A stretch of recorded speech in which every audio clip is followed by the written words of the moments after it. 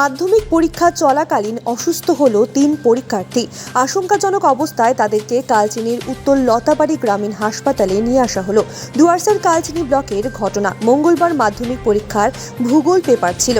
পরীক্ষা চলাকালীন কালচিনি ব্লকের হ্যামলিন্টনগঞ্জ হাই স্কুলের 2 পরীক্ষার্থী মাধবী মণ্ডল ও কাজল শাহ অজ্ঞান হয়ে পড়ে। তাদের সেন্টার ছিল ইউনিয়ন একাডেমি কালচিনি গার্লস স্কুলে।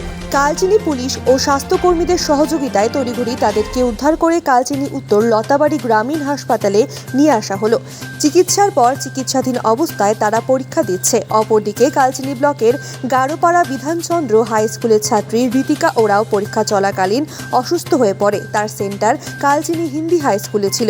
কালচিনি পুলিশের সহযোগিতায় তাকে কালচিনির উত্তর লতাবাড়ি গ্রামীণ হাসপাতালে নিয়ে আসা হয়। চিকিৎসাধীন অবস্থায় পরীক্ষা দিচ্ছে সে। কালচিনি ব্লক স্বাস্থ্য দপ্তরের পক্ষ থেকে গ্রামীণ হাসপাতালে পরীক্ষার্থীদের জন্য বিশেষ টিম ও বেডের ব্যবস্থা করা হয়েছে বলে জানিয়েছেন কালচিনি ব্লক স্বাস্থ্য আধিকারিক ডক্টর শ্রীকান্ত মণ্ডল।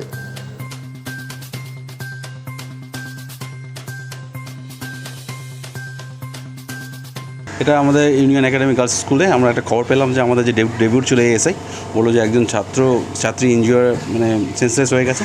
তো আমরা যত তাড়াতাড়ি ভাবলাম যে এটাকে রিকভারি করে হসপিটাল নিয়ে আসি, কারণ কি এক্সামটা খুব গুরুত্বপূর্ণ। সেই জন্য আমরা তাড়াতাড়ি ওকে নিয়ে আসি হসপিটালে ভর্তি করি। এখন ওর ট্রিটমেন্ট চলছে, এক্সাম দেওয়ার জন্য রেডি হচ্ছে।